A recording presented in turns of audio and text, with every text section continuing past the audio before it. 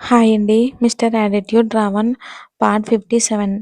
లక్ష్మమ్మ ఇంకా కొంతమంది సెక్యూరిటీ ఇంకో కారులో, దేవయాని తన కార్ డ్రైవర్తో, మణి వాళ్ళు ముందే వెళ్ళిపోయారు. అక్కడ సెక్యూరిటీని చూసుకోవడానికి. ఆయు సెల్ఫ్ డ్రైవ్లో వెళ్ళటానికి సిద్ధపడుతూ ఉండగా అప్పుడు గుర్తుకు వస్తుంది ఫోన్ తనకి లోపలే పెట్టాను అని. ఆల్రెడీ స్టార్ట్ అయ్యి అతనికి కార్ స్టార్ట్ కోసం చూస్తూ ఉన్న కార్లని చూసి యుగో నేను వస్తాను అని అతను చెప్పగానే అన్ని కార్లు కూడా స్టార్ట్ అవుతాయి. మేడం, ఇషా మేడం గారు రాలేదు అని అంటాడు దేవయాని డ్రైవరు. తెలుసు తనొస్తుంది, నువ్వు పోనివ్వు అని చెప్పగానే ఆమె కూడా వాళ్ళతో పాటే వెళ్తుంది అని లోపలికి వెళ్ళి చేతిలోకి ఫోన్ తీసుకోగానే ఆఫీస్ కాల్ వస్తూ ఉంటుంది. అది లిఫ్ట్ చేసి ఫోన్‌లోనే దాని గురించి వాళ్ళకి ఇన్‌స్ట్రక్షన్స్ ఇస్తూ ఉంటూ, ఎదురుగా ఉన్న అద్దంలో చూసుకుంటూ ఉంటాడు వాయు. ఇక ఫోన్ మాట్లాడడం అయిపోయాక మెడపై ఏదో ఉన్నట్టు అనిపిస్తే అద్దం దగ్గరికి వెళ్లి చూసుకుంటాడు వాయు. ఎర్రగా ఉంది. దాన్ని ఒక్కసారిగా చేత్తో తాకగానే అది అతని చేతికి అంటుకుంటుంది.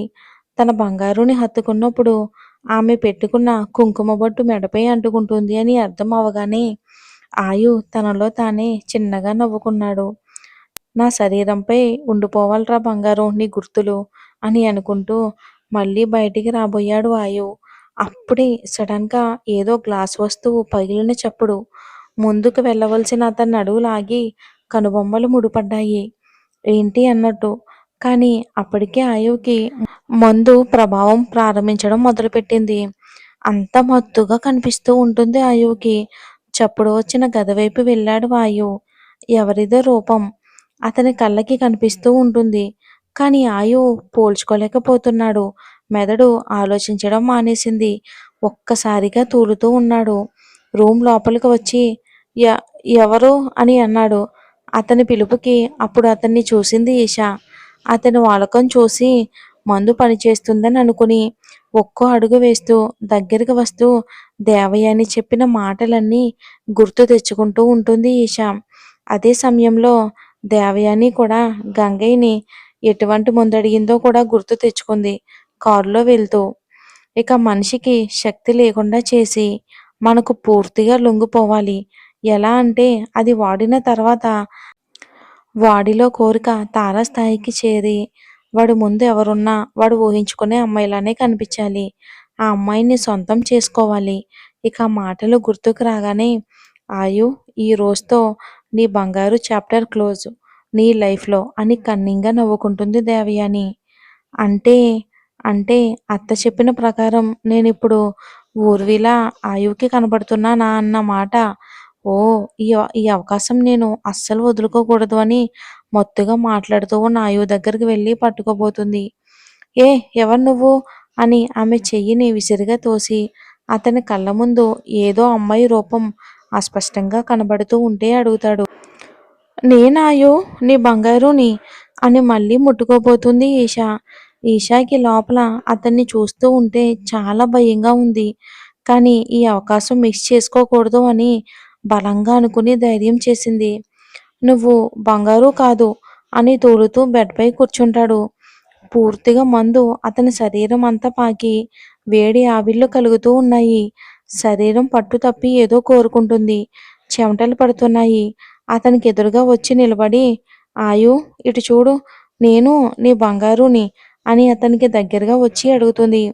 ఎదురుగా ఉన్న రూపంలో ఊర్వి కనిపిస్తూ ఉంటుంది ఆయుకి. బంగారు నువ్వేనా? నాకు నువ్వు కావాలి. నాకు కావాలి అనిపిస్తుందమ్మా. నా వల్ల కావట్లేదు అని ఆమె చెయ్యి పట్టుకుని లాగుతాడు ఆయు.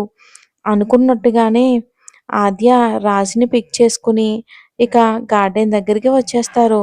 అదే టైంకి ఆయు కార్స్ అన్నీ కూడా వచ్చి ఆగగానే అందరూ ఒకరి వెనక ఒకరు దిగుతారు. కార్ దిగి ఊర్విని చూసి పరిగెత్తుకుంటూ వస్తాడు రాజు. అయ్యో రామా! ఏంటో ఈయన గారు ఊర్వి మేడంని చూడగానే చిన్నపిల్లాడైపోతాడు అని గొణుగుతూ తను కూడా వచ్చేస్తుంది. ఊర్వి దగ్గరికి వెళ్ళి క్యూటీ చాలా బాగున్నావమ్మా అని ఆమె నుదుటిన ముద్దు పెట్టుకుంటాడు. అవును ఆయు ఎక్కడా అంటాడు చుట్టూ చూస్తూ. వెనుకే వస్తున్నాడు అని వర్ష చెప్పగానే ఓ అవునా అని అనుకుంటూ ఊర్వి చేతులను తన చేతుల్లోకి తీసుకుని చూస్తాడు. వాళ్ళ అమ్మ గాజులు ఆమె చేతులకి చూడగానే వాళ్ళ నానమ్మ వైపు చూస్తాడు. ఆమె అవును అని కళ్ళు ఆర్పగానే అతని మనసు సంతోషంతో నిండిపోయింది. ఆ 2 చేతులని తన తలకి ఆనించుకుంటాడు.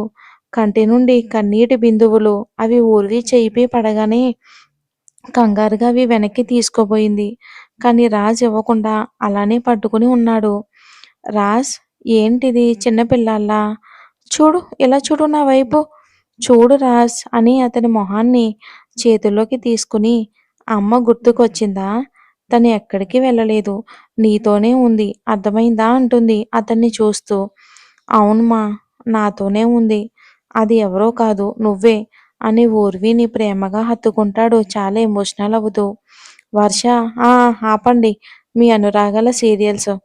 నువ్వు అలా నా డార్లింగ్‌ని పట్టుకొని ఉన్నావనుకో, అది ఆయువు చూసాడే అనుకో, ఈ గార్డెన్ మొత్తం పరుగులు పెట్టిస్తాడు. అసలే చాలా పొజిసివ్ అతనికి. వదులు వదులు, నా డార్లింగ్ ఫేస్ మొత్తం డల్ అయిపోతుంది.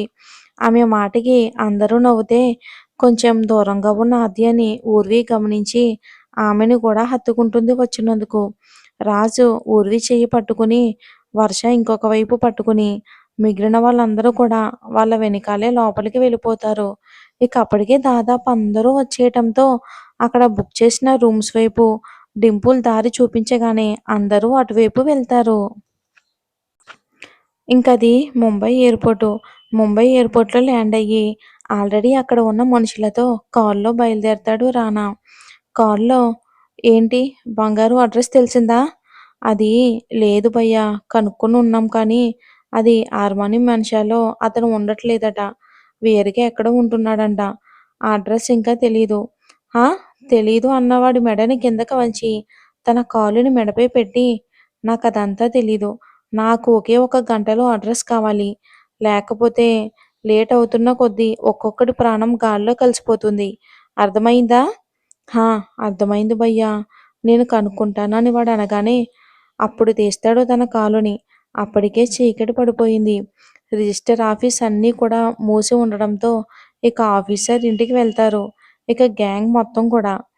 గార్డెన్‌లో చాలా టైం అయినా ఇంకా ఆయువు రాకపోవడంతో అందరూ అప్పటికే వచ్చి చాలా సేపు అవటం వలన చిన్న చిన్న గుసగుసలు మొదలయ్యాయి.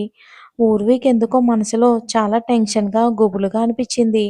ఊర్వి డింపుల్‌ని పిలిచి ఆయువుకి ఫోన్ చేయించింది. ఫోన్ రింగ్ అవుతుందే కానీ అసలు ఎవ్వరూ లిఫ్ట్ చేయట్లేదు. ఇక ఒకవేళ వచ్చే దారిలో నా ఆయువుకి ఏమైనా, నో నో, అలా జరగడానికి వీల్లేదు. రాజ్, నాకు ఎందుకో చాలా భయంగా ఉంది. నో మా, ఏమీ కాదు. నువ్వు భయపడకు. నువ్వు రిలాక్స్‌గా ఉండు. సరేనా? నేను చూసొస్తా కదా! అని డింపుల్‌ని తీసుకుని బయటికి వస్తాడు రాజు. ఇంకిదంతా చూస్తూ ఉన్న దేవయాని మాత్రం చాలా సంతోషంగా మొహమంతా వెలిగిపోతూ ఉంటుంది. కానీ ఆ ఆనందాన్ని బయటికి కనబడనివ్వకుండా మేనేజ్ చేస్తూ ఉంటుంది దేవయాని. ఇంకా డింపుల్, ట్రాఫిక్‌లో ఏమైనా ఉన్నాడంటావా? No sir. అలా అయితే సార్ మనకి ఇన్ఫార్మ్ చేస్తారు కదా అంటాడు డింపుల్.